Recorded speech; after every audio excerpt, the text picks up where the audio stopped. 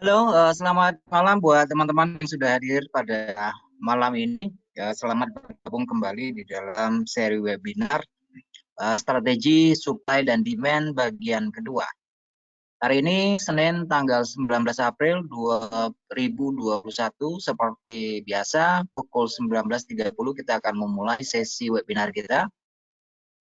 Temanya masih yang sama dan yang kemarin. Untuk sesi 2 ini bagi teman-teman yang belum menyaksikan video sebelumnya atau mengikuti webinar sebelumnya, bisa dilihat di channel YouTube dari Hot Forex maupun dari channel YouTube dari saya.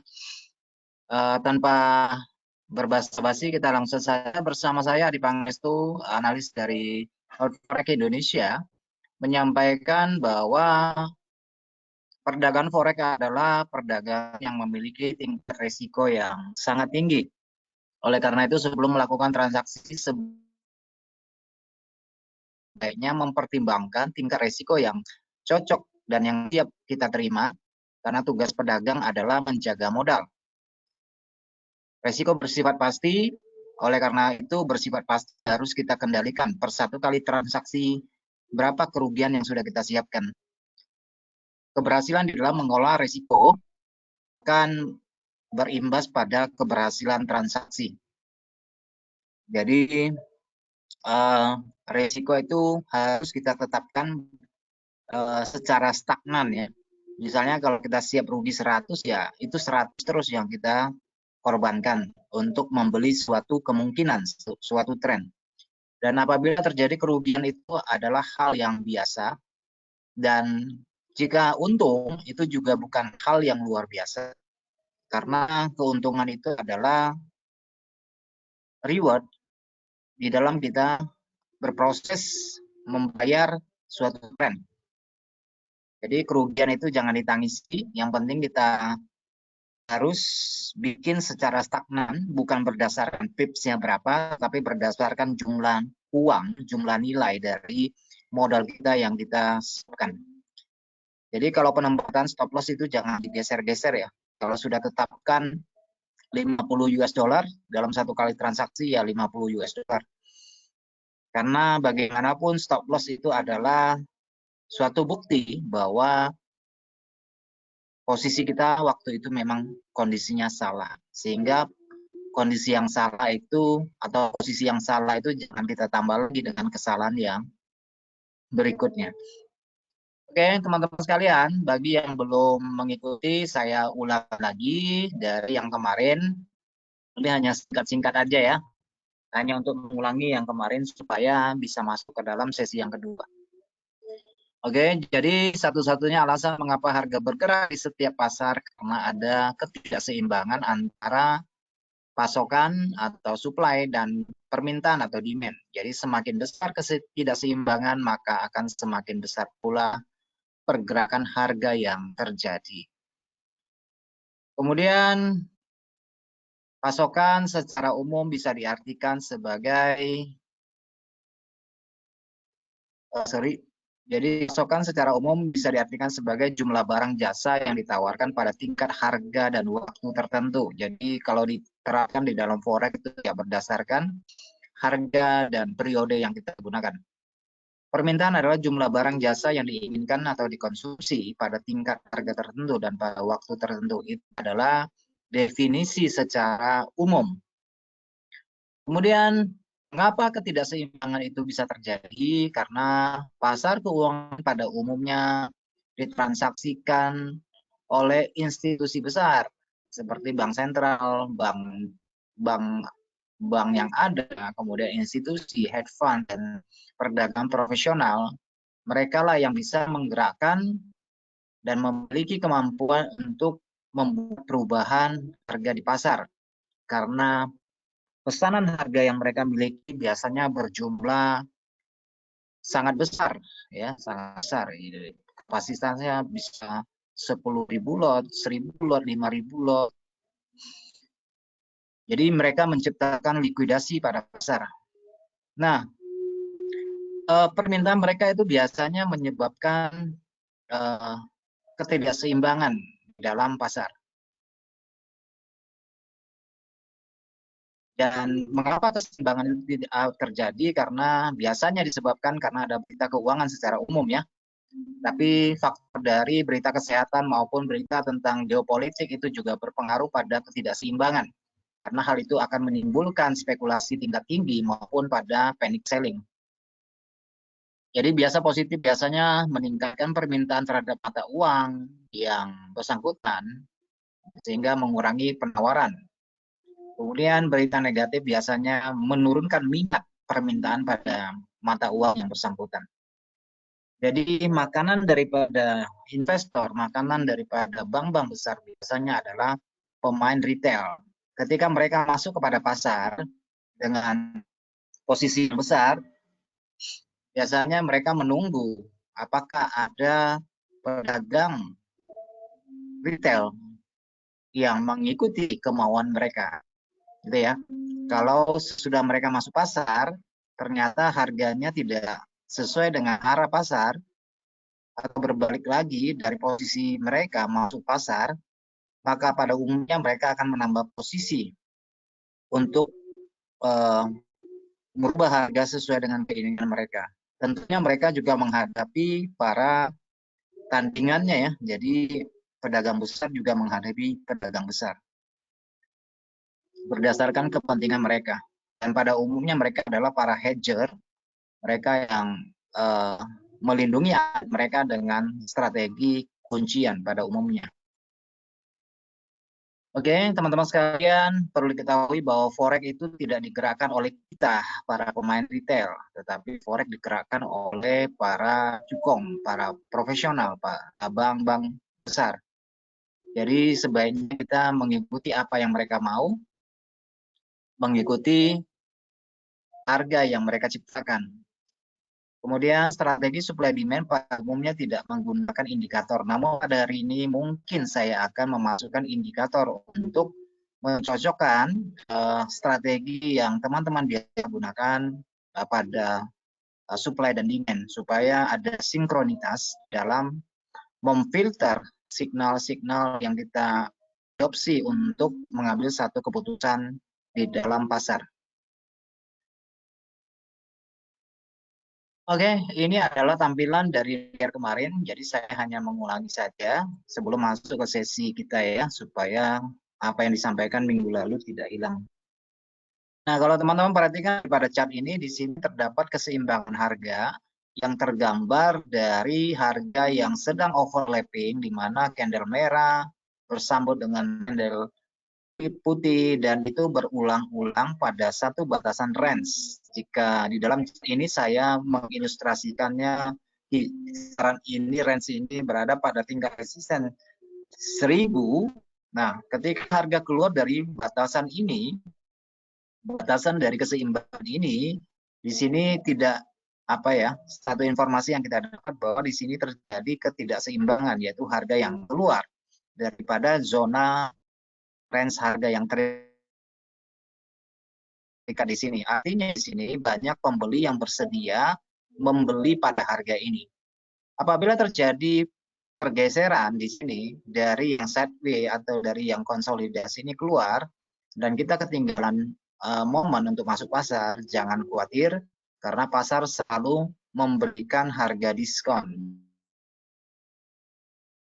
Ketika harga berbalik kembali ke area keseimbangan di sini atau biasa kita sebut sebagai equilibrium, maka ini adalah potensi untuk membeli dengan harga yang relatif murah dan risiko yang sangat terbatas.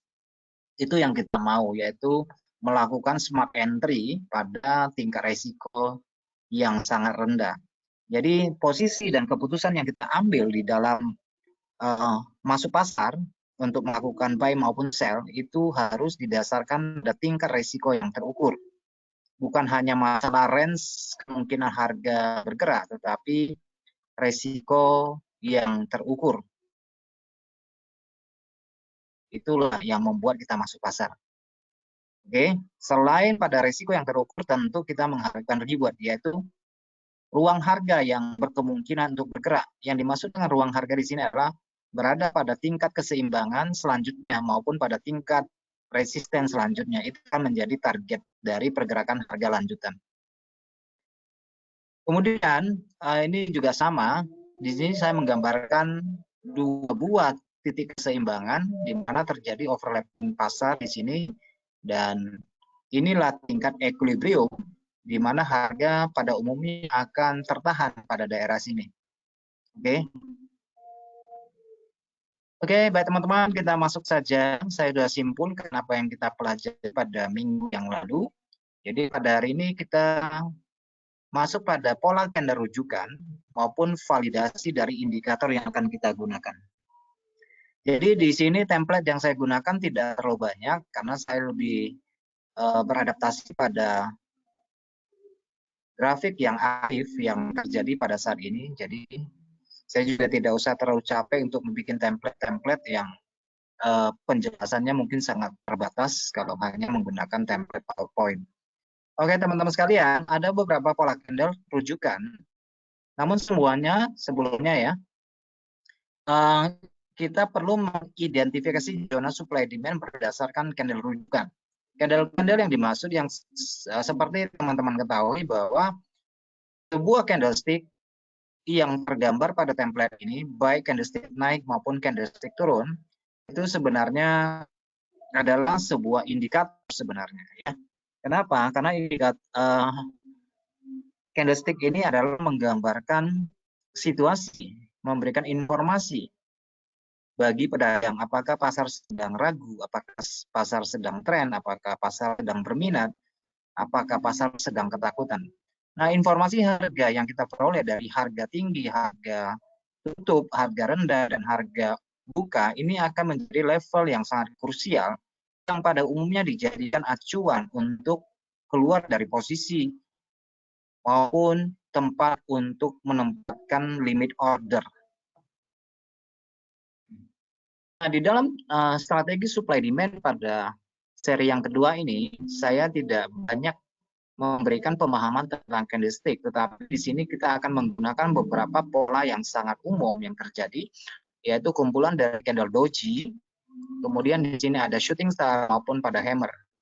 Nah, tiga kelompok candle ini akan kita gunakan di dalam membuat atau memplot zona-zona potensial untuk harga berbalik arah maupun harga yang melewati dari posisi candle seperti ini. Oke, jadi ini candle yang akan kita gunakan yaitu candle doji, shooting star, dan hammer.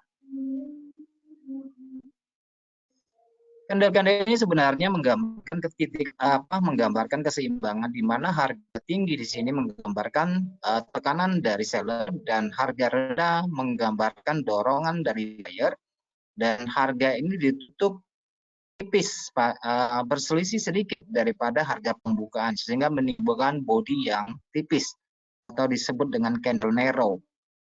Nah, candle yang memiliki range yang terbatas dengan ukuran body yang kecil. Ini biasanya menggambarkan keseimbangan.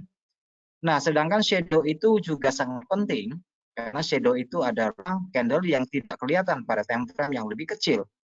Candle shadow ini menggambarkan keseimbangan harga antara kekuatan yang sama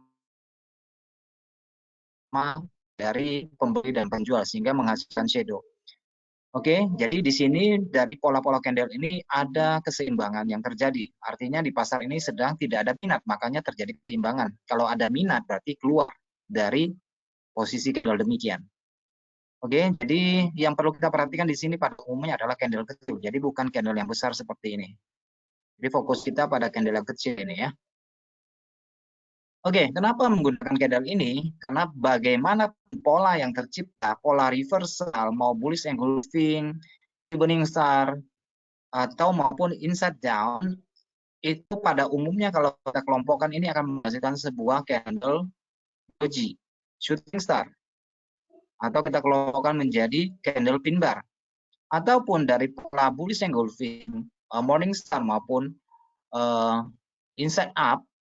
Ini pada umumnya kalau kita gunakan, kita gabungkan, ini juga akan menghasilkan sebuah bar atau hammer. Ya. Jadi saya tidak menggunakan banyak nama. Yang penting dari gambar-gambar ini mungkin teman-teman bisa menarik satu kesimpulan. Ini adalah pola reversal.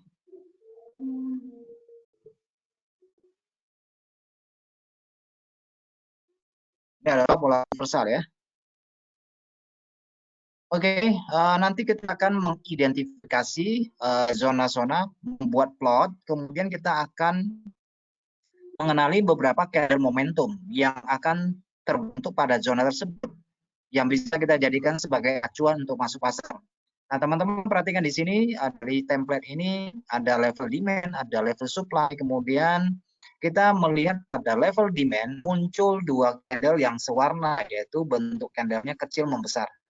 Itu yang perlu diperhatikan nanti, karena candle ini adalah candle momentum, di mana candle pertama lebih kecil, candle kedua lebih besar dari sebelumnya. Di sini artinya terjadi peningkatan momentum. Nah, ini menjadi indikasi kita untuk masuk pasar kalau berdasarkan pola candles. Pada daerah supply kita juga melihat di sini ada dua candle yang mulai tampak, dua candle merah, kemudian disambung lagi dengan pola kecil membesar. Ini adalah candle momentum. Dari kecil bertambah besar, maka ada kemungkinan membesar, gitu ya. Kemudian di sini juga sama, kita melihat dua kali. Di sini muncul dua candle merah, kecil membesar, ini sama. Di sini juga candle yang secara gradual bertambah ukuran size bodinya. Biasanya entry yang baik adalah entry dengan potensi yang kedua, bukan potensi yang pertama. Yang pertama, biasanya kalau kita melakukan entry akan berkemungkinan untuk retest kembali karena kepentingan kecil ini biasanya dia akan taking profit. Baru harga melakukan penurunan. Jadi di kesempatan yang kedua pada umumnya kita masuk pasar. Oke. Kemudian pada level equilibrium kita juga mendapati candle momentum. Ini adalah level equilibrium, level keseimbangan. Di sini ada pola candle 1 2 3. 1, 2, ini semuanya menggambarkan candle kecil membesar, kecil membesar. Kecil membesar berarti ada kemungkinan membesar, tapi kalau besar mengecil, maka akan kemungkinan mengecil. Itu prinsipnya ya untuk candle momentum. Jadi kita belum menggunakan indikator di sini, baru nanti di dalam MetaTrader kita akan jelaskan secara rinci. Oke, teman-teman sekalian, tidak banyak template, kita langsung saja ke MetaTrader untuk mengidentifikasi plot zone kita ya. Nah, sebelumnya apakah saya bertanya apakah ada mata uang yang mau dijadikan dasar acuan di dalam kita mempelajari strategi pada malam ini? Silakan, tidak masalah. Apa yang mau supaya ada koneksinya di sini ya. Ada saran mau menggunakan apa? UJ ya. Oke, siap. UJ dan XAU. Oke, kita mulai dengan UJ dulu ya. Oke, kita dengan UJ dulu. Oke. Nah, di sini teman-teman bisa melihat di sini yang saya tampilkan adalah chart weekly. Oke, ini adalah chart weekly. Kenapa sih menggunakan chart weekly? Saya memiliki satu konsep saja ya. Ini karena satu kebiasaan bahwa pada umumnya orang itu beraktivitas di dalam transaksi itu kan 1 minggu 5 hari ya. Jadi saya gunakan candle weekly karena pada umumnya candle weekly itu sangat membantu di dalam membuat level-level di dalam transaksi untuk intraday gitu ya. Jadi dari weekly ini nanti bisa turun ke 4 jam atau teman-teman mau sekalian ke 4 jam juga nggak masalah untuk intraday ya. Oke. Nah, teman-teman sekalian, kalau kita perhatikan di sini keseimbangan harga dari dua candle ini, oke. Sebenarnya kalau kita gabungkan ini adalah shooting star, benar nggak? Ini harga naik, harga turun, menyisakan sedikit candle body merah. Ini level keseimbangan. Yang dua-dua ini adalah level keseimbangan, sehingga potongan dari sini, ini meninggalkan shadow. Ini adalah keseimbangan. Bodinya sampai di sini. Ya. Nah, yang di sini juga keseimbangan. Lihat candlenya kurang lebih sama. Nah, sekarang kita plot zone-nya gitu ya. Kita gunakan weekly. Nah, kalau teman-teman perhatikan, weekly ini sudah dijebol ya. Perhatikan dua candle merah ini. Dari open candle ini sampai ke low-nya, ini adalah level demand. Oke, ini merupakan gelombang terakhir 1, 2 minggu. Disinilah titik mulai naik. Karena pada minggu sebelumnya terjadi keseimbangan harga, yaitu dalam bentuk candle narrow, candle kecil. Setiap candle kecil itu menggambarkan keseimbangan. Setiap candle kecil itu pada umumnya menggambarkan titik equilibrium. Oke, jadi kita di sini ini adalah harga mulai naik dari 2 minggu yang lalu. Selanjutnya gelombang ini adalah gelombang ketiga naik, dan ini adalah gelombang keduanya, start mulai naiknya di sini. Maka ini akan menjadi level demand berikutnya. Oke, baru yang terakhir di sini kita lihat ini ada potongan dari bullish engulfing sampai kita tarik ke bawah. Ini adalah yang terakhir potongannya ya, lihat ya. Kalau kita gabungkan ini akan menjadi hammer. Benar ya? Kalau kita gabungkan jadi hammer kan? Morning ini bullish engulfing. Ini jadi hammer. Ini batas demand-nya. Nah, sekarang demand ini sudah menjadi area supply. Karena sudah berhasil dilewati. Jadi jangan dibingungkan dengan support resistance maupun dengan supply dan demand ya. Karena kita menggambarkannya secara zona, bukan berdasarkan harga. Bukan berdasarkan angka, maksud saya ya. Jadi kita berdasarkan zona kisaran. Nah, ini adalah tampilan UJ sudah menggambarkan 2 minggu turun dan 2 minggu naik. Ini sebenarnya di sini sudah terjadi keseimbangan. Istilahnya sudah dibayar ya. Yang dua ini sudah dibayar, sudah di TP, sudah diambil, sudah dilikuidasi di sini. Oke, sehingga di sini harga cenderung kita melihat sudah terjadi breakout pada area demand. Di sini ya. Nah, secara candlestick kalau kita pahami, tentu saja ini belum menggambarkan bahwa harga sudah pasti turun. Kenapa? Karena minggu ini belum selesai, baru dimulai kan, baru selesai dimulai.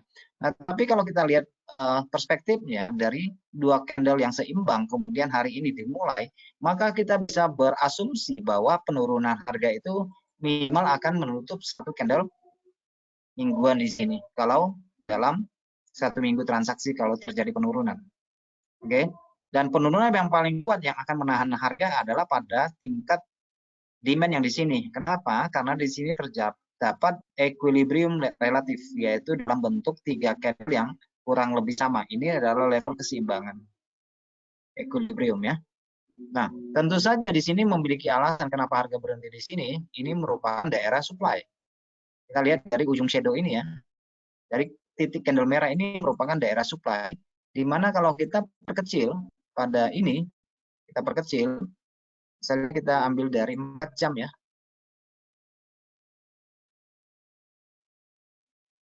Kelebihan nggak? 4 jam di sini.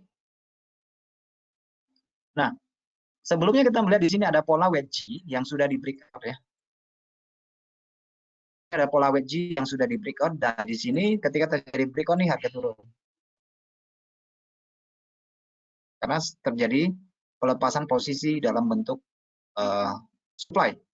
Nah, di sini merupakan daerah distribusi yang sudah dia break, yaitu rising wedge di breakout. Itu informasi yang kita ada, maka ini akan menjadi tingkat supply dalam bentuk pola bearish engulfing yang apabila kita kecilkan, tetap kita akan mendapati yang namanya candle doji pada area tersebut.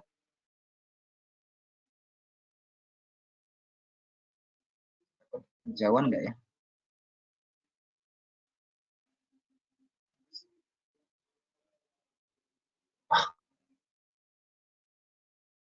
Bentar ya. Oke, di sini kita perhatikan di 1 jam ya. Oke.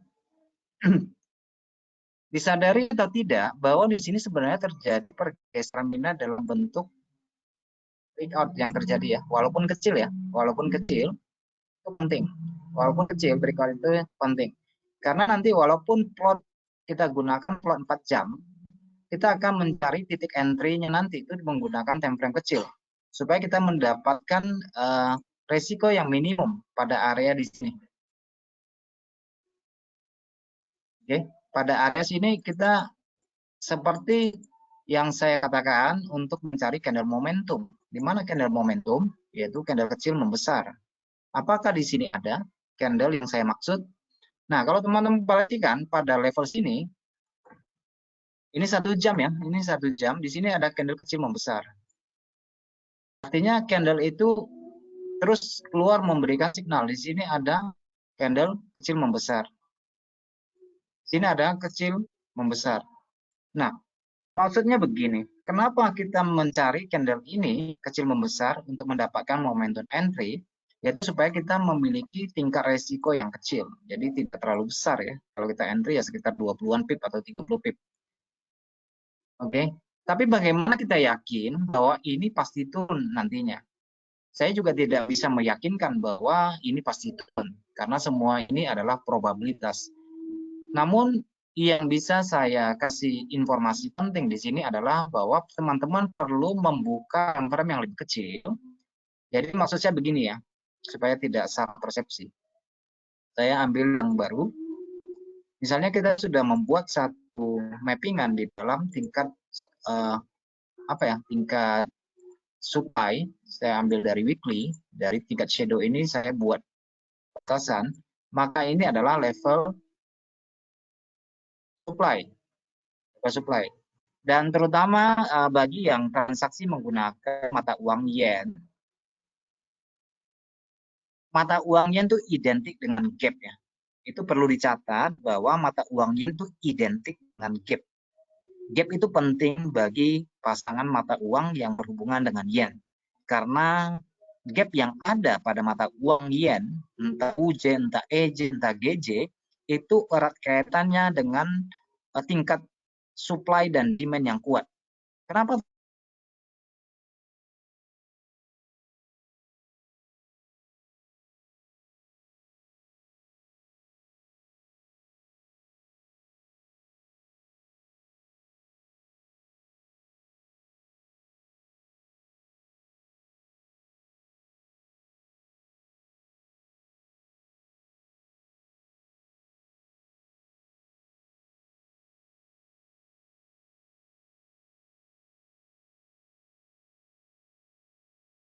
Ini adalah daerah gap semua. Jadi di sini terjadi pelepasan posisi. Ada gap, ada demand yang besar di sini. Nah, yen itu identik dengan gap ya. Penting sekali untuk dicatat bahwa yen itu identik dengan gap. Nanti kalau untuk ada waktu luang nanti di review, dilakukan riset secara mandiri, apakah benar yang saya sampaikan bahwa harga suka berhenti pada area gap. Oke, kalau belum kurang puas juga nanti ada di channel YouTube saya itu ada tentang gap, itu bisa dipelajari lebih lanjut, yaitu gap, rahasia gap. Oke. Nah, ini saya sudah buat plotnya untuk apa ya? Plotnya untuk weekly pada daerah supply. Nah, sekarang mungkin teman-teman bertanya nih, kalau ini turun mau kemana? Maka kita perlu membuat batasan yang bagian bawah untuk tingkat demand-nya. Nah, tapi teman-teman seperti yang saya sampaikan tadi bahwa untuk UJ itu erat kaitannya dengan gap ya. Ini gap ini bisa menjadi tempat harga stop ini. Oke. Gap ini penting sekali karena dia bisa membuat harga berhenti karena ini pada masa lalu terjadi pelepasan posisi maupun penambahan posisi dalam bentuk supply dan demand dengan jumlah yang besar. Dan disinilah sering terjadi arus dari perubahan harga, yang gap yang terbentuk di sini. Nah, teman-teman juga perhatikan di sini, khususnya di sini juga gap yang lumayan besar. Oke, waktu pandemi ini gap semua nih. Kalau dicek di sini, ini gap semua. Ini 1, ini 2, ini 3, ini 4, dan sebelumnya juga ada. Ini 5, di sini gap ya. Diperhatikan di sini, ini juga gap loncat ke bawah. Dan kalau kita cari lebih belakang itu juga terjadi gap lagi di daerah sini. Cuma saya bukanya dalam time frame weekly ya, jadi mungkin kurang kelihatan, tapi nanti cek aja di 4 jam ya di chartnya masing-masing. Dan pada tingkat bawah juga misalnya tempat harga berhenti ini juga erat kaitannya nanti dengan daerah gap. Nah, teman-teman bisa cek di sini, ini ada gap, dan di sini ada gap juga. Yang ini gap ya. Jadi kita bisa melihat harga ini itu merupakan tingkat supply dan demand, daerah keseimbangan di sini bisa naik dan bisa turun. Oke, untuk UJ ya, untuk UJ itu biasa hubungannya ke sana. Oke, kita kembali ke topiknya. Nah, sesudah membuat batasan-batasan ini, saya perlu teman-teman pahami satu hal untuk memastikan entry itu berjalan dengan baik sesuai dengan yang kita mau. Nah, saya mau teman-teman perhatikan pada khususnya time frame yang lebih kecil, yaitu di M30 maupun dengan M15. Perhatikan bahwa terjadi breakout secara struktur, breakout secara gelombang. Jadi di sini akan muncul pola ABC-nya ya, atau pola 123-nya. Nah, ini adalah M30 pada UJ. Nah, bisa dilihat di sini, ini adalah satu gelombang naik. Dan di sini, satu gelombang ini sudah di breakout. Oke, ini satu gelombang ini sudah di breakout. Meskipun sedikit ya, sudah breakout. Ini adalah informasi yang sangat penting bagi kita. Nah, kita entry-nya di mana? Apakah sesudah breakout? Tidak. Kita akan entry nanti di daerah candle kecilnya. Jadi informasi pertama adalah breakout dulu ya. Informasi pertama adalah breakout. Oke, kita akan entry untuk sell-nya nanti di daerah candle kecil. Ingat bahwa candle kecil adalah zona keseimbangan harga. Jadi inilah daerah sell-nya ketika kita membuat plot untuk daerah supply dari UJ di mingguannya. Oke, itu dari mingguan ya. Nah, tentu daerah supply dan demand ini bukan hanya terjadi pada time frame minggu ya, bahkan setiap waktu itu supply dan demand itu levelnya itu tercipta oleh kepentingan pedagang retail maupun pedagang besar, itu selalu meninggalkan jejak harga. Ketika harga turun, ini perlu dicatat ya, diingat terus bahwa harus ada breakout minimal 30 breakout, dan kita akan entry di daerah level candle kecilnya, ambil retracement-nya atau ambil pullback-nya di sini untuk entry sell. Dan ini untuk berlaku untuk semua pasangan mata uang ya, berlaku untuk semua pasangan mata uang. Sekarang kita lihat UJ khususnya pada hari Senin ini sudah terjadi breakout secara struktur. Harga di sini adalah daerah support. Dan ini sebelumnya merupakan daerah demand. Di sini ya. Oke. Dan secara gelombang ini sudah breakout.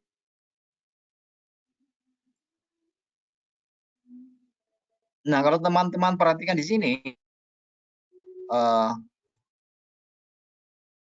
level ini ya, di sini ada level keseimbangan yang terjadi pada 2 hari.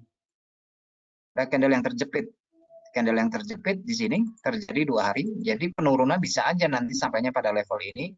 Namun jangan lupa untuk mempertimbangkan bahwa kita harus selalu melihat pada sisi kiri. Pada sisi kiri kita melihat banyak candle-candle yang tersusun rapat seperti ini. Tersusun rapat seperti ini. Ini merupakan bumpernya ya, merupakan support yang kuat. Oke, ini merupakan level support yang kuat.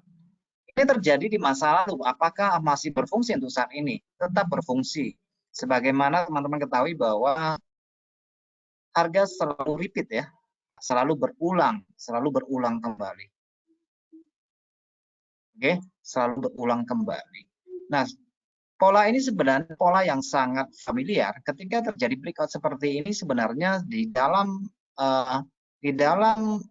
visual harga ini, kalau kita singkatkan atau kecil, sebenarnya ini adalah pola bearish engulfing.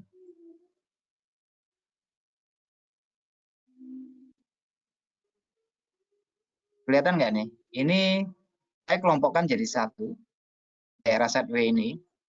Ini penting ya, karena ini merupakan kunci harga pada nantinya. Ini ya. Kemudian yang naik ini, saya kumpulkan jadi satu. Kemudian yang turun ini, saya jadikan satu. Nah, sebenarnya di sini secara visual ini sudah terjadi pergeseran minat. terjadi pergeseran minat. Jadi bagi UJ kemungkinan akan menguat seiring dengan pelemahan US dollar. Biasanya dia akan menjadi aset yang penting, termasuk dengan mata uang Kanada, mata uang apalagi Swiss, karena merupakan mata uang safe haven ya, lindung nilai. Jadi potensi untuk UJ penurunan ini lebih bersifat kepada koreksi sementara waktu ya, meskipun ada breakout, karena di sini memiliki daerah keseimbangan equilibrium relatif. Jadi berpotensi untuk turun iya, tetapi masih terbatas di sini, masih terbatas. Itu untuk UJ. Dan level psikologis juga sangat penting bagi UJ di sini, karena biasanya dia akan berhenti pada angka-angka bulat ya, biasanya ya, bukan suatu kemutlakan, tapi pada umumnya.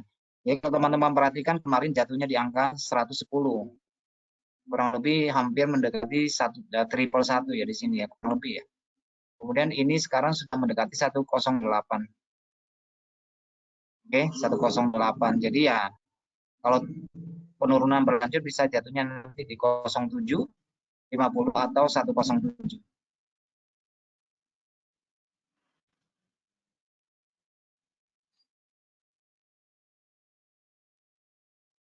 Oke, tapi kalau mau melakukan sell nanti sebaiknya menunggu retest lagi ya. Melakukan retest untuk ambil posisi kembali turun. Nah, itu tentang UJ. Kemudian sekarang kita berangkat ke gold. Gold ini chart weekly kita melihat sini adalah open close shadow, ini akan menjadi level demand karena disinilah awal dari harga bergerak naik. Oke, ini merupakan level demand-nya. Nah, pada bagian atas level supply-nya di mana? Untuk yang terakhir kita melihat di sini ada 3 candle yang terbentuk, 3 candle turun. Berarti ini adalah akumulasi dari transaksi 3 minggu dan harga di sini ada candle kecil, maka ini akan menjadi level supply-nya di situ. Akan menjadi level supply-nya. Jadi kalau terjadi kenaikan maka akan mampirlah di sini nantinya. Nah, sekarang kita buka di daily. Daily secara umum memegang kunci di sini, ada pola keseimbangan harga yang sebenarnya sudah di breakout, tetapi sebelum harga rally ke atas, dia mencari titik keseimbangan pada level demand daerah sini. Oke, kemudian harga naik, breakout, retest, melanjutkan kenaikan ke atas. Nah, pada level-level yang kita buat ini, kita harus cermat ya, memahami pola yang akan kita gunakan sebagai acuan untuk masuk pasar, yaitu minimal M30 seperti yang saya sampaikan tadi. Pada level-level ini mesti ada breakout kecil. Oke, ada breakout kecil M30 dan di sini kita tidak memiliki pullback sampai ke arah bawah. Kita hanya memiliki retest di sini untuk posisi buy-nya di sini. Karena ini daerah yang sudah kita buat ya, kita kotakkan tadi. Ini ada 2 garis kuning. Oke, kelihatan ya di sini ya. Tetapi harga itu memiliki struktur. Kalau teman-teman perhatikan di sini, ini adalah kelompok sell juga yang berhasil dilewati, maka ini akan menjadi tingkat supply pada waktu itu, periode ini menjadi area demand, sehingga di sini berpotensi untuk kita buyback untuk swing harga. Oke, untuk swing harga. Nah, di sini apakah kita juga mendapatkan pola yang sama, yang seperti yang kita inginkan di sini? Apakah ada harga yang breakout di sini? Kalau teman-teman perhatikan di sini, ada sekelompok candle kecil yang berhasil dilewati kembali ke atas. Oke, kemudian harga turun kembali. Nah, di sini kita perlu memperhatikan biasnya, kecenderungannya ya. Harga rendahnya bagaimana? Apakah sudut kemiringannya menuju atas atau menuju bawah? Dan bagaimana kita yakin bahwa harga sesudah pola ini harga tidak melanjutkan turun ke bawah? Tidak ada yang bisa menjamin di sini selain menunggu melihat kesempatan dan kemungkinan. Oke, jadi tidak ada jaminan bahwa harga pasti akan naik sesudah penurunan di sini. Tidak ada jaminan ya bahwa sesudah pola ini harga akan melanjutkan turun. Dan tentu saja di sini banyak ada orang yang terkecoh di sini untuk melakukan sell. Itu bisa dimaklumi ya, bisa dimaklumi. Itu sering terjadi. Nah, kita perlu menunggu ya. Dan kita perlu untuk memperhatikan apa yang terjadi sebelumnya. Apakah sudah terjadi breakout pada level yang lebih tinggi? Nah, kalau teman-teman perhatikan di sini sudah terjadi breakout ya, secara pola ini sudah terjadi breakout. Jadi pola yang saya maksudkan kembali hadir di sini. Kalau teman-teman perhatikan di sini ada 3 candle kecil, ada 2 candle merah, kemudian candle naik. Ini sebagai satu petunjuk bahwa harga lebih cenderung untuk naik pada level yang sudah kita buat sebelumnya. Oke, ini merupakan level equilibrium dengan kelihatan banyak titik keseimbangan dari overlapping pasar di sini. So, di sini kita harus hanya menunggu pola yang kita inginkan untuk masuk posisi kembali ke atas. Jadi sebelum ada breakout itu dalam time frame yang kecil atau tidak ada muncul pola candle yang saya maksud, yaitu candle pola momentum. Nah, teman-teman lihat di sini ada pola candle momentum nggak di sini? Ada 2, kecil membesar. Di sini juga hadir kecil membesar. Kalau yang pertama kita masuk, kalau kita tempatkan stop loss itu terlalu dekat di daerah shadow, kemungkinan besar akan terkena stop loss. Tetapi kalau menunggu kesempatan yang kedua, kecil membesar, kita baru entry, maka kita akan bisa terhindar dari stop loss. So, jangan terlalu terburu-buru untuk ambil satu keputusan masuk pasar. Santai aja ya. Nah, kalau teman-teman perhatikan di sini, ini merupakan level likuidasi di mana orang banyak menempatkan order dalam bentuk shadow-shadow di sini. Orang banyak menempatkan order buy limitnya ya. Buy limitnya banyak sekali di sini. Makanya dia muncul turun kena shadow, harga naik. Ini merupakan level likuidasi. Dan level likuidasi akan saya sampaikan pada webinar pada bulan 5 ya. Jadi bulan ini kita lebih cenderung kepada supply dan demand. Oke, untuk emas di sini kita lihat apakah harga sudah selesai naiknya. Kalau kita perhatikan levelnya ini masih ada level di sini yang berkemungkinan untuk disampaikan. Kita melihat di sini ada 2 candle kecil. Dan di sini adalah start harga mulai turun. Sini start harga mulai turun. Dan di sini terjadi keseimbangan, melanjutkan perjalanan, dia kasih keseimbangan lagi ke atas, bentuk double bottom, kemudian di sini naik melebihi, tes dan naik kembali ke atas. Oke, jadi kalau kita lihat secara struktur harga, maka emas masih berpotensi untuk kembali ke angka 18 berapa lah ya, 18 lah ya, kita ambil level psikologisnya di angka 18, kurang lebih seperti itu. Masih berpotensi ya. Cuma memang hari ini kan Senin pada umumnya cukup sepi ya, cukup sepi. Jadi nanti bisa diintip daerah-daerah pemetaan di time frame yang lebih kecil, entah di 1 jam. Nanti seperti ini terjadi breakout, dan ini harga mulai naik, maka ini akan menjadi level supply pada minor ya, Jadi di sini potensi untuk melakukan posisi buy ataupun pada level bagian ini, di mana kita melihat di sini ada level likuidasi yang terlihat cukup netral, yaitu dengan hadirnya tingkat equilibrium pada frame periode 1 jam. Ini juga merupakan daerah beli. Zona belinya di situ ya. Zona beli. Tapi yang kita lihat di sini bahwa harga sudah melewati tingkat resisten sebelumnya. Jadi untuk mengharapkan entry pada bagian bawah mungkin agak terlalu jauh. Tapi kalau membuat posisi entry pada daerah sini itu jauh lebih logis. Harga sempat turun ini untuk reject atau apa ya. Yang penting harga tidak boleh masuk ke dalam posisi di bawah ini. Kalau dia masuk ke dalam posisi ini, maka harga berpotensi untuk mencari level yang di bawah. Jadi kita hanya memetakan level-level yang bersangkutan saja.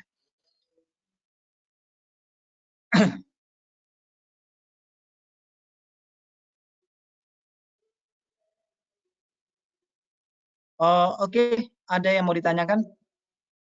Kita nggak usah terlalu teoritis ya. Kita live chat aja langsung yang perlu dipertanyakan. Silakan teman-teman sekalian, kita masih punya waktu sekitar 20 menit. Dan sambilan aja ya. Teman-teman perhatikan di sini ada 3 buah candle kecil. Di sini ada pola replay, pola lanjutan di sini. Ada 2 tingkat level di sini. Biasanya ini menjadi level support yang kuat karena ada 2 barrier-nya di sini ya, 2 tahanannya ini untuk melewati ini sulit ini ya. Untuk melewati ini sulit sekali.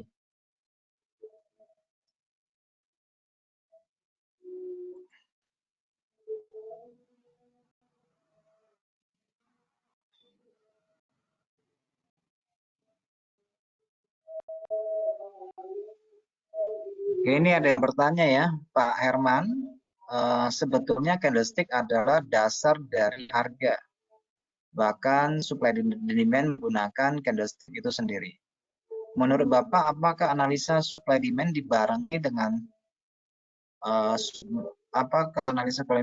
dengan pemahaman teori candlestick? Apakah kalau harga kembali mencapai equilibrium tapi tidak terjadi pembalikan yang cepat, apakah equilibrium itu akan gagal dan sebaiknya kita exit cepat-cepat?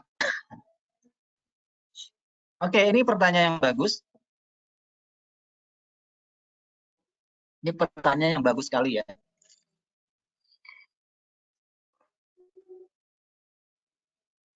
Candlestick itu sendiri merupakan indikator ya. Buat saya candlestick adalah indikator karena memberikan indikasi. Untuk supply dan demand memang chart yang digunakan lebih kepada pemahaman struktur dari harga ya. Kalau kita lihat dari tekniknya ya, kalau teknik dari supply dan demand kan mereka menggunakan rally, base, rally. Ada 4 kondisi ya kalau untuk supply demand. Rally, base, rally, kemudian ada rally, base, drop. Ini 4 kondisi dari teknik supply dan demand. Kemudian ada drop, ada base, ada drop. Kemudian ada drop, ada base, ada rally. Ini 4 kondisi dari konteks harga yang biasa diterapkan di dalam supply dan demand. Contohnya seperti ini ya. Ini rally. Kemudian di sini ada base. Kemudian melanjutkan rally. Saya pikir ini sangat umum ya, sangat umum. Karena pergerakan harga itu adalah akumulasi dari kepentingan-kepentingan transaksi dalam time frame yang lebih kecil sehingga membesar dan membesar. Untuk titik equilibrium, saya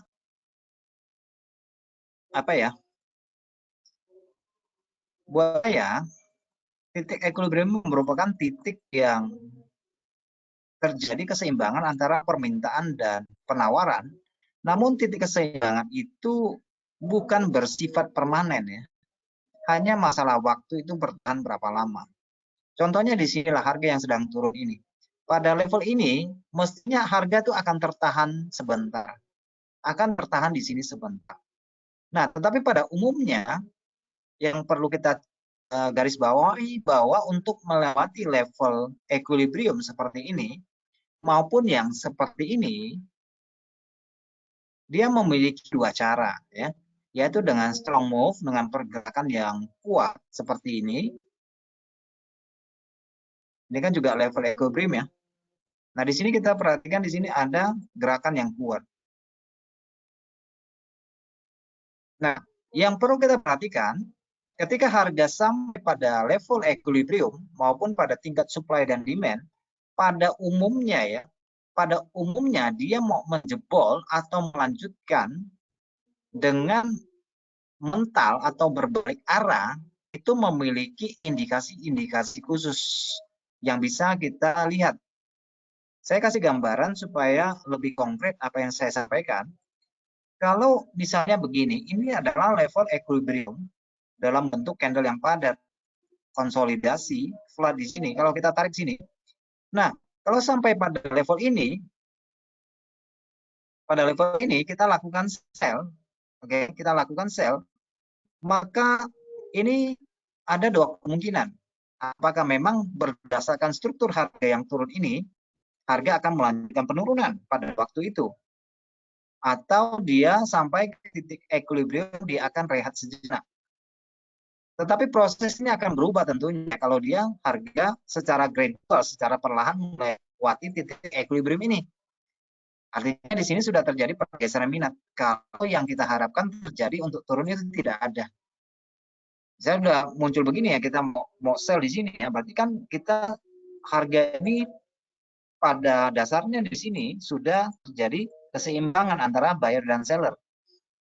Dan di sini sebenarnya tidak ada arah, cuma ini adalah potensi untuk sell di sini kalau muncul pola yang sedikit aneh di sini. Oke, kita bisa lihat di sini time frame yang lebih kecil mungkin dalam bentuknya apakah di sini ada pola yang saya maksud, kecil membesar untuk masuk sell. Oke, kalau kita sell misalnya ya, saya sering bicara sama teman-teman bahwa kalau kita gunakan 1 jam, begitu kita, ini contoh aja ya, begitu kita misalnya dapat pola seperti ini atau pola seperti ini, kalau kita ambil posisi beli, kalau kita adalah trading intraday, karena kita gunakan 1 jam misalnya, kita entry minimal 2 candle ini mesti profit. Kalau 2 candle berikutnya tidak profit, berarti mungkin posisi kita bermasalah. Atau kita melihat di sini ada pola candle kecil membesar ya. Kita ambil posisi sell di sini. Ternyata 2 sesi kemudian posisi kita belum untung. Berarti kemungkinan besar posisi kita itu bermasalah. Karena harga tidak bergerak sesuai dengan apa yang kita mau. Itu yang perlu ditambahi atau dicatat ketika harga sampai kepada titik equilibrium. Berdasarkan sisi ya, berdasarkan sesi transaksi yang kita mau. Misalnya kalau kita gunakan 4 jam, misalnya di sini ya, kita ambil sebuah sampel di sini. Ini adalah titik pantulan, merupakan titik equilibrium kalau kita tarik sini.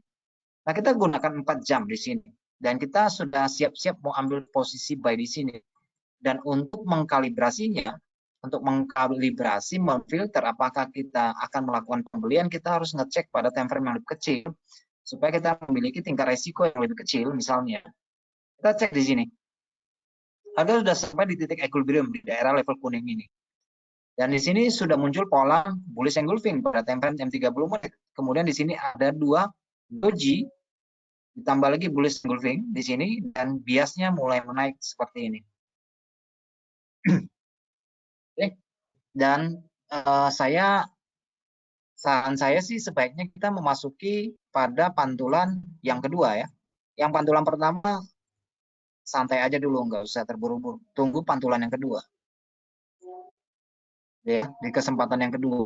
Kalau ada pola, biasnya mendukung, polanya ada, bullish engulfing, itu boleh masuk posisi. Dan sesudah kita masuk, karena kita gunakan 30 menit, kita minimal harus tunggu 1 jam, 2 candle berikutnya. Kalau 2 jam sesuai arah, ya sudah, itu bisa di hold. Dan kita kembali kepada posisi kita sebelumnya.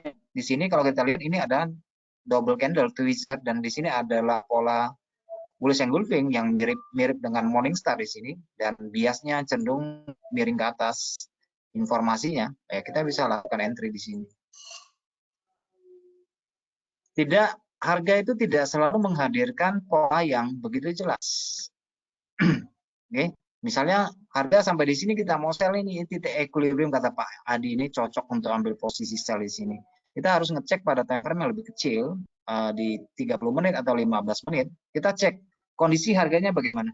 Apa kondisi harganya itu cenderung bentuk shadow seperti 2 ini, atau sesudah 2 shadow ini membentuk candle naik dan naik. Ini bisa gagal ya, bisa gagal nanti. Karena kalau kecenderungan pantatnya nunggingnya ke atas biasanya agak-agak riskan untuk masuk pasar seperti ini ya. Karena di sini terjadi swing ke atas. Swingnya ke atas. Oke. Nah, di sini Apakah ada potensi sell? Kalau kita perhatikan di sini, ini rata-rata adalah candle start mulai naik, ini bisa menjadi level demand. Dan ini merupakan level equilibrium yang sekarang terjadi pada time frame yang 30 menit. Kalau kita lihat pada 1 jam, atau bahkan 4 jam, di sini kita lihat ya, ada daerah base atau daerah equilibrium di sini. Apakah kita memiliki potensi beli sedangkan pola yang terbentuk ini adalah pola sell? Nah, kalau teman-teman perhatikan dari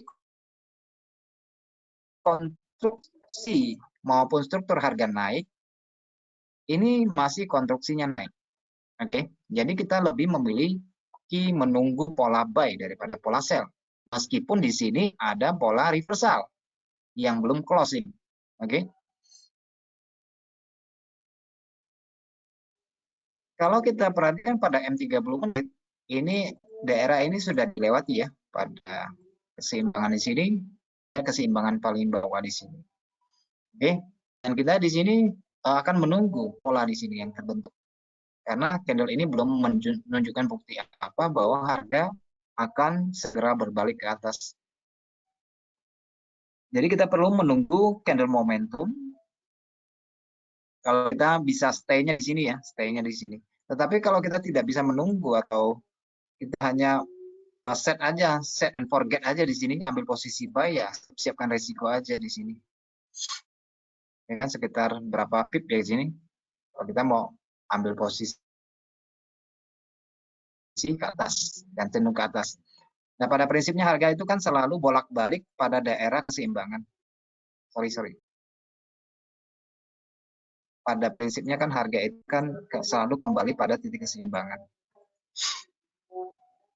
Jadi saya tidak suka misalnya harga baru membentuk pola naik seperti ini, terus kita gara-gara satu pola candle reversal seperti ini langsung kita berasumsi bahwa harga sudah mau turun.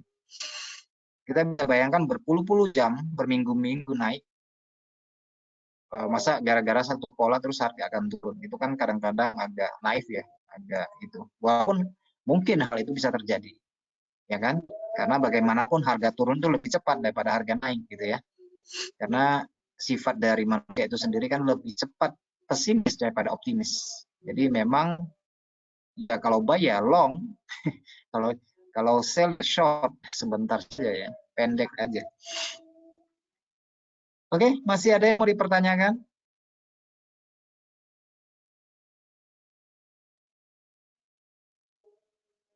Atau saya terlalu banyak ngocehnya nih? Ada yang mau ditanyakan silakan.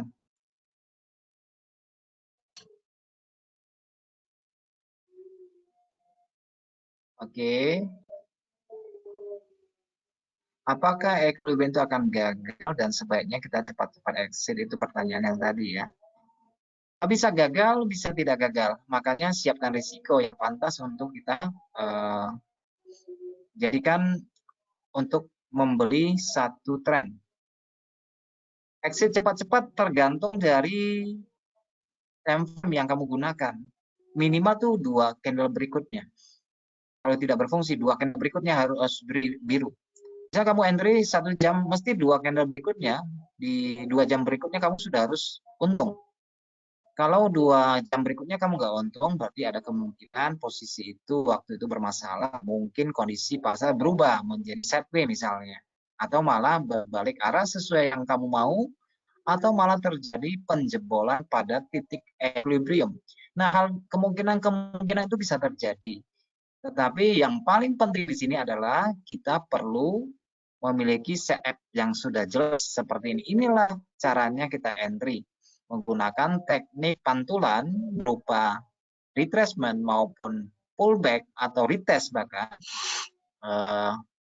Itu strategi yang kita gunakan. Masalah exit rule-nya, kalau saya pribadi saya gunakan patokannya 2 candle berikutnya. Gitu ya. Karena kalau 2 candle berikutnya kita belum untung, itu berarti posisi kita bermasalah. Mungkin posisinya kondisi pasar akan berubah menjadi sideways misalnya, atau sesudah sideways malah melanjutkan menjebol pertahanan dari equilibrium.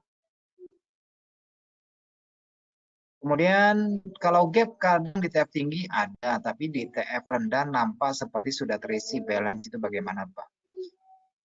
Gap itu jangan dianggap kosong ya. Gap itu adalah candle ya. Jangan dianggap kosong karena dia memiliki harga. Kalau ada gap yang terjadi seperti ini jangan dianggap kosong ya. Ini ada harganya nih.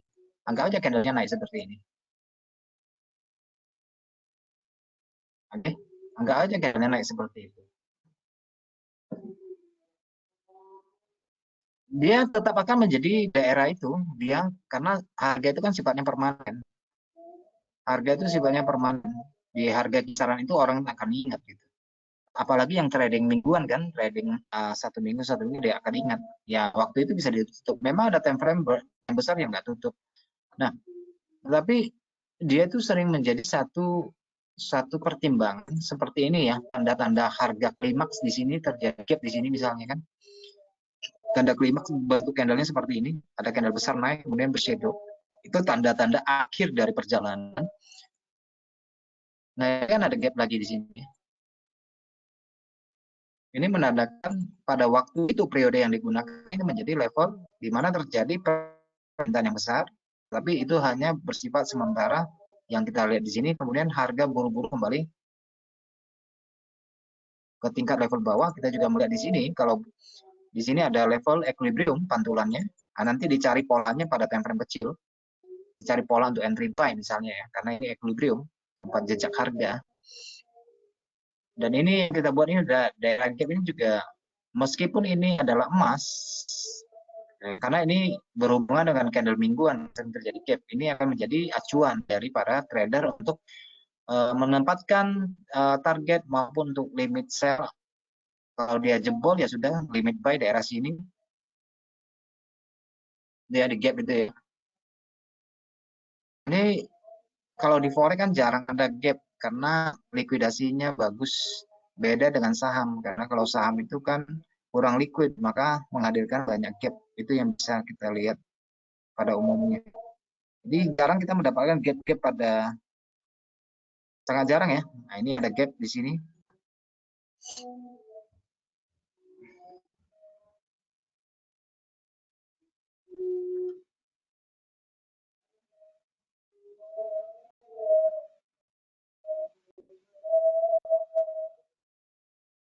Oke. Nah, di sini kalau kita lihat ini sudah terjadi reject ya. Terjadi reject pada equilibrium di emas. Dari pola candlenya udah kelihatan di sini. Oke, ada pin bar di sini. Jangan langsung entry bar ya. Tunggu dulu. Santai aja. Tunggu retest lagi, balik lagi kurang lebih, nanti baru bisa ambil posisi.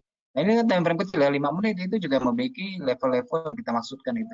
Pada time frame berapapun, karena keseimbangan selalu terbentuk dari time frame dari waktu ke waktu. Ini semuanya memiliki tingkat keseimbangan. Ya kalau naik sampai sini ya akan tahan lagi sebentar di sini. Ini time frame 5 menit ya, dan di sini akan tertahan kembali di sini. Nanti ambil retest kalau memang mau ambil posisi buy, ya harus tunggu retest dulu baru buy. Fungsinya ya supaya kita dapat harga murah lah. Kalau kita ekspektasi kita ini pada emas itu masih relatif masih harga naik. Oke, ada yang mau ditanyakan lagi? Silakan. Satu pertanyaan atau dua pertanyaan sebelum kita tutup sesi ini. Yang mengganggu di pikiranmu misalnya apa di dalam strategi ini? Ditanyakan aja ya, jangan sungkan-sungkan ya sebelum kita tutup sesi ini.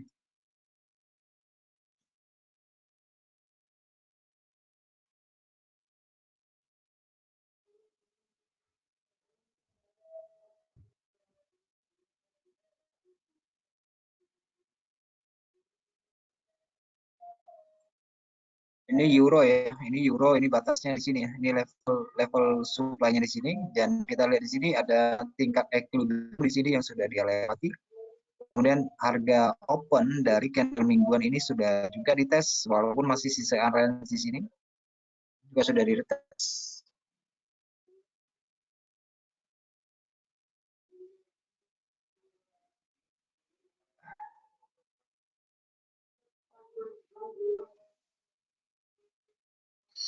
Pelan-pelan aja.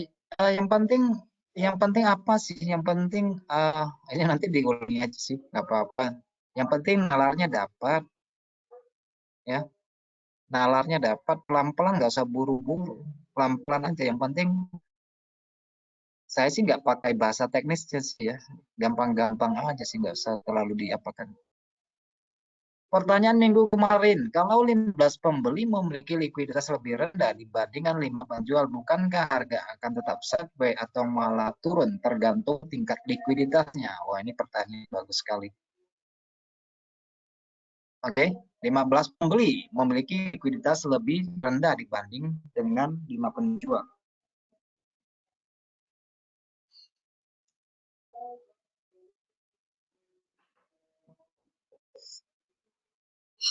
Pada umumnya ya, teman-teman sekalian, pada umumnya yang saya memberikan contoh pada kemarin itu 15 pembeli dan 5 penjual di sini adalah kategori contoh yang pada umumnya ya, bukan berarti berarti ini bisa dijadikan satu acuan di dalam transaksi forex. Saya hanya memberikan contoh di dalam untuk menjelaskan logika yang kemarin.